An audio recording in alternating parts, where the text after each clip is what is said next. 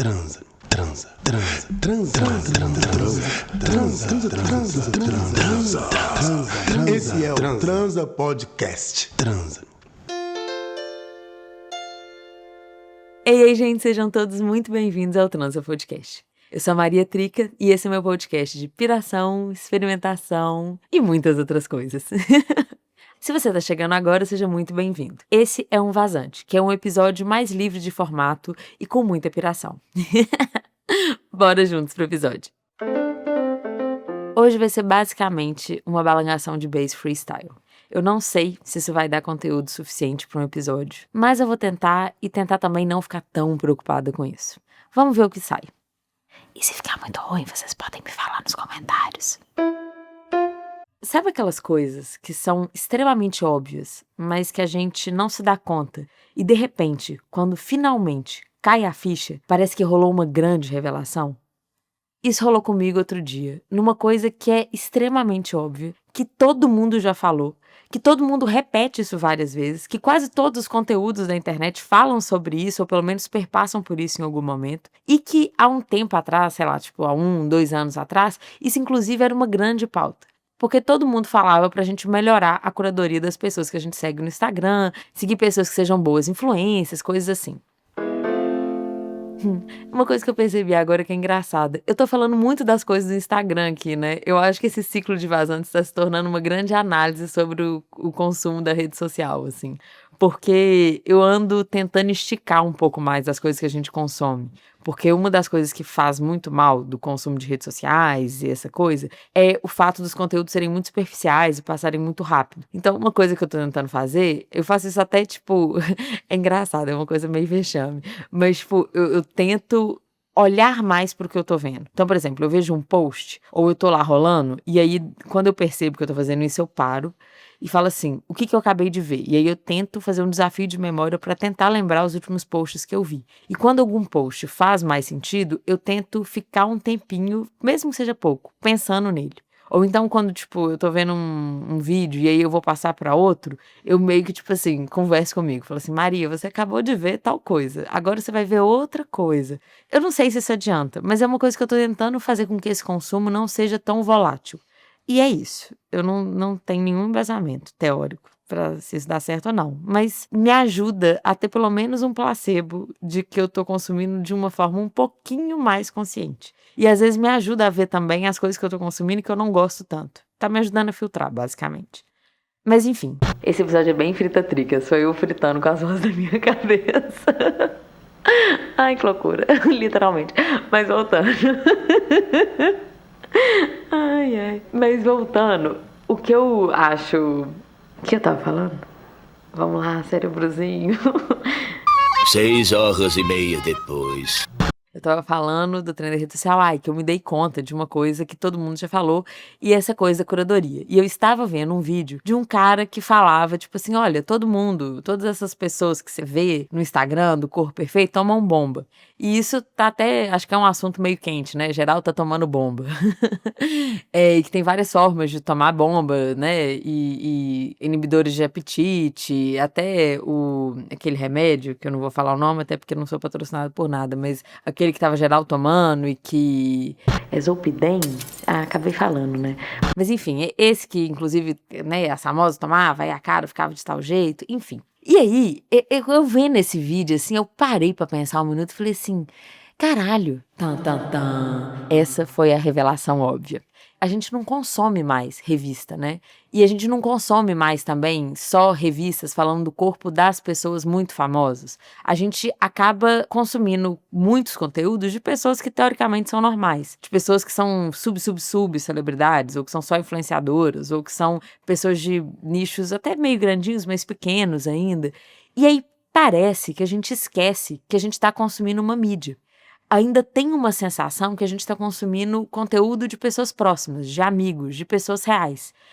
Ou às vezes até as próprias pessoas que a gente conhece, que são reais e tal, a gente tem ali uma curadoria do que ela vai publicar, ela publica só a parte boa e tal, enfim, tem 1 trilhão de conteúdos, músicas e coisas que falam sobre isso. Mas a minha sacada óbvia não foi essa, foi que a gente parou de consumir uma mídia que era escancaradamente algo de outra camada, de outra dimensão, ou de uma dimensão das celebridades e tal. Então, quando você comprava uma Boa Forma, uma revista que falava da dieta da Juliana Paz, você sabia que, de alguma maneira, por mais que você sonhasse, idealizasse aquilo, ela ainda é a fucking Juliana Paz, entendeu? Gatona, fortona, é a Maria Marruá, galera. Inclusive, ela em Pantanal, socorro Deus. Ainda a gente conseguia entender a distância.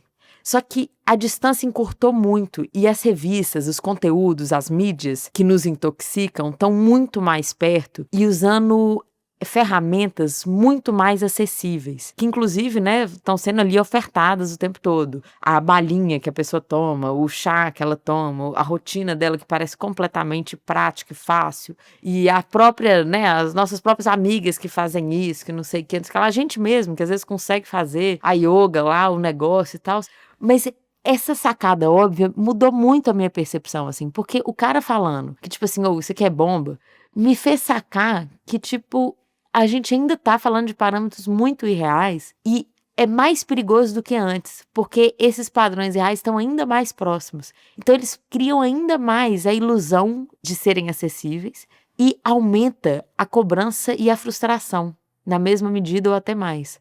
Porque a gente começa a falar assim, gente, mas fulaninha, minha vizinha aqui, conseguiu ter esse abdômen, esse negócio, e eu não consigo, fazendo tudo que eu faço. E aí parece que a gente cai num buraco, assim. E a culpa aumenta muito. E a medida que antes já era cruel, o padrão que já era pesado, parece que ele se torna ainda mais infeccioso. E o mecanismo cada vez mais invisível. Por isso que isso está sendo mais perigoso.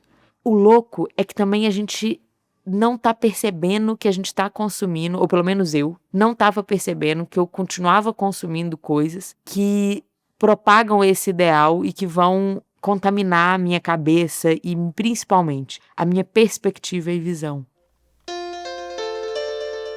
E aí, quando eu me deparei nisso, eu quase soltei o celular, assim, falei, meu Deus, eu tô consumindo Boa Forma, que isso, sabe? Nada contra a revista, mas tipo, por exemplo, a Playboy faliu, só que a gente continua consumindo muita pornografia, não só se você entra num site pornô, tá também no vídeo de receita com a gata com os peitos quase no queixo, sabe? A gente continua consumindo as coisas, só que isso parece que amplificou e se dispersou, então passa mais despercebido. E aí a gente continua consumindo e recebendo os efeitos. Só que na hora que a gente vai falar, a gente fala assim, não consome pornografia, não vê esses padrões irreais, né? O seu corpo parará, use o seu próprio padrão. Só que isso tá na propaganda da farmácia já. Tá na vizinha ali que tá postando o story dela com um cafezinho, bom dia Deus, entendeu? Então parece que a gente não tá consumindo as coisas que teoricamente nos faziam mal. Só que a gente continua consumindo, só que mudou o formato. E eu sei que isso provavelmente é muito óbvio. E que você deve estar me ouvindo falando assim, caralho, Maria, só percebeu isso agora? Mas sim, eu só percebi isso agora, porque eu acho que parece muito óbvio e que a gente, né, há 1 ano ou 2 anos atrás, a gente falava, tipo assim, filtra aí quem que você vai seguir, né, siga bons exemplos e tal. Mas até esses bons exemplos são meio cacados às vezes, sabe? Tipo, e que ainda entra numa outra parada, que aí eu vou desabafar aqui agora. Eu tenho um ranço fudido de que a régua do algoritmo é a repetição.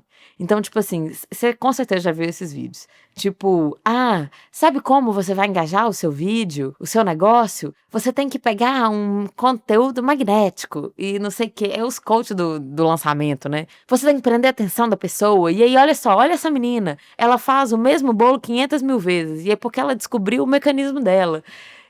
Assim, eu pego isso e enfio no cu. Eu no meu Instagram, eu realmente eu decidi, inclusive foi uma decisão, vou contar aqui pra vocês, eu tenho muito essa preocupação. Eu decidi que eu caguei pra esse mecanismo. Me segue quem quer, velho. Tipo, se quem não quiser, que se foda. E olha que eu ainda me curvo muito pra várias estratégias. Eu acho meu conteúdo toda uma merda. Não o que eu falo, eu até gosto do que eu falo aqui. Mas eu acho que o conteúdo, a dinâmica dos posts, assim, às vezes tem que fazer POV, tá tudo errado. Porra, eu fiz faculdade de cinema, eu sei que esse conceito tá errado. Aí eu faço, aí eu coloco o gatinho, aí eu coloco muito do meu rosto, muito mais do que eu gostaria, vai por mim. Mas tem essa coisa, assim, porque aí se engaja e que não sei o que e parará. Então eu ainda me curvo muito para essas coisas. Mas eu acho uma bestialidade absurda você encontrar um mecanismo de fisgar a atenção da pessoa e pegar aquilo ali e ficar repetindo 1000 vezes. Aí é isso. E eu sei que pega, porque eu sigo uma porrada de gente que faz o mesmo vídeo 1000 vezes. É a mesma receita, é a mesma coisa, é a mesma menina amassando massinha com tinta. E eu já sei o que vai acontecer, mas eu vejo de novo. É isso, assim, limpando sofá, entendeu?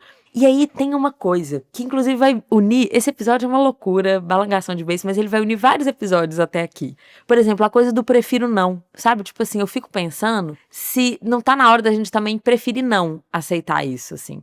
Esse consumo ali, essa repetição. Eu sei que é magnético, mas e se a gente se recusar a esse magnetismo? Porque... Tá, vou falar o que eu tô pensando agora. Gente, freestyle aqui, hein? É o seguinte, eu acho que vai ser muito difícil, ainda mais com a AI, com tudo que tá surgindo, né? E a evolução tecnológica agora vai ser cada vez mais exponencial, mais forte, mais rápida e mais transformadora. Eu acho que vai ser impossível a gente abrir mão disso. Se já era antes, se já não conseguir não ter telefone, não ter uma rede social, não sei o quê, qualquer que seja, mesmo que seja, sei lá, Facebook, se a gente não consegue abrir mão de tudo, mesmo o máximo do low profile ali, né, que tem um Motorola ali, meio de onda, mas tipo, a gente não consegue se distanciar ou se esquivar completamente disso. E eu acho que isso vai se tornar cada vez mais e mais e mais difícil. Só que eu acho que a gente pode sim pensar como que a gente vai consumir e acessar isso de maneiras mais interessantes. E para isso a gente tem que desconfiar e recusar muitas coisas. Porque quando a gente recusa a facilidade, por mais que ela nos ajude com muitas coisas, é tipo fazer conta. Tenta fazer uma conta hoje em dia, sem calculadora. Que isso, galera? É difícil demais. É difícil demais. Parece que você não passou nem de 2º grau. Outro dia eu peguei um livro de matemática antigo meu, porque eu tenho essas coisas, né? Às vezes eu invento moda. Aí eu peguei um livro de matemática, fui tentar fazer uma equação, e olha que eu deitava os cabelos em matemática. Aí eu fui tentar fazer, gente, eu acho que nem 2 mais 2, se me perguntasse, eu conseguia fazer. Porque aí você vai desacostumando, e pela facilidade da calculadora. Só que hoje em dia sua facilidade é tudo. Você pode perguntar, tipo assim, qualquer coisa pro chat, não sei o que lá, pra aí, barará, e vai. Eu tenho medo de falar essas coisas, não sei se você percebeu. Porque tá tudo maviado, mas enfim. Aí a gente vai aceitando essas facilidades, e aí é igual o seu músculo, galera, igual o músculo. De novo, a coisa do músculo, que eu acho que olhar pro seu corpo, olhar pros seus músculos nos ensina muito, assim, ou pro próprio mecanismo do corpo, das coisas, enfim. É porque se você para de se esforçar pra fazer a coisa, o seu corpo vai entendendo que não precisa mais. Então ele vai atrofiando esses músculos, esses mecanismos que você desenvolveu. Por isso que viver é difícil. A gente tem que estar em constante atualização e exercitação das coisas. Porque senão elas realmente atrofiam e param. E o nosso trabalho é meio que esse, é nos manter ativo, assim. Se a gente quer continuar ativo, sabe? É meio que... É óbvio também, mas a maioria das vezes a gente esquece de tudo que é óbvio. Muitas vezes. Por isso que é importante relembrar isso e ter esse espanto. Bem, como eu falei muita besteira e meio confusa, se você chegou até aqui, pra não te fazer perder a viagem do episódio em meio às minhas 1000 loucuras e pirações que podem ser meio bestas, eu vou ler um poema que me serve como farol nessa coisa de se manter ativo. E eu gosto muito dele. Essa poeta olha muito pros bichos e pra natureza. E ela fala muito sobre isso na poesia dela. E eu acho interessante, assim, a gente seguir olhando pro corpo, pros bichos, pra natureza e lembrar dos mecanismos das coisas para que a gente nos ajude a manter as coisas seguindo alguma ordem que segue um fluxo do todo. Nossa, que coisa de lelê, Jesus. Entre muitos, de Wisława Szymborska. Eu não sei falar esse nome, galera. Wisława Szymborska. Szymborska. Eu acho muito boa essas línguas que tem muito R, porque é impossível de falar. Enfim, vamos lá.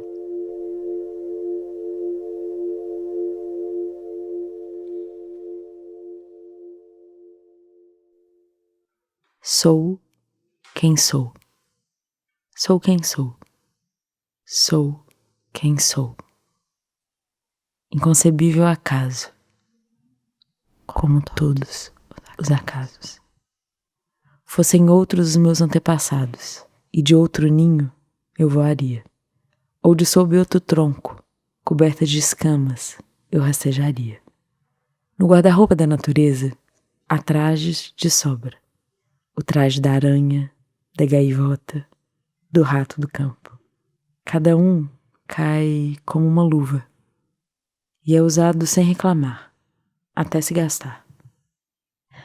Eu também não tive escolha, mas não me queixo. Poderia ter sido alguém muito menos individual. Alguém do formigueiro, do cardume, zunindo no enxame. Uma fatia de paisagem fustigada pelo vento.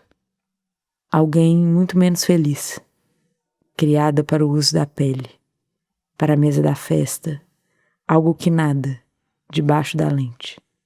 Uma árvore presa à terra, da qual se aproxima o fogo. Uma palha esgamada pela marcha de inconcebíveis eventos. Um sujeito com uma negra sina, que para os outros se ilumina. E se eu despertasse nas pessoas o medo? Ou só aversão? Ou só pena? Se eu não tivesse nascido na tribo adequada e diante de mim se fechassem os caminhos? A sorte, até agora, me tem sido favorável. Poderia não me ser dada as lembranças dos bons momentos. Poderia me ser tirada a propensão para as comparações. Poderia ser eu mesma, mas sem o espanto. E isso significaria alguém totalmente diferente.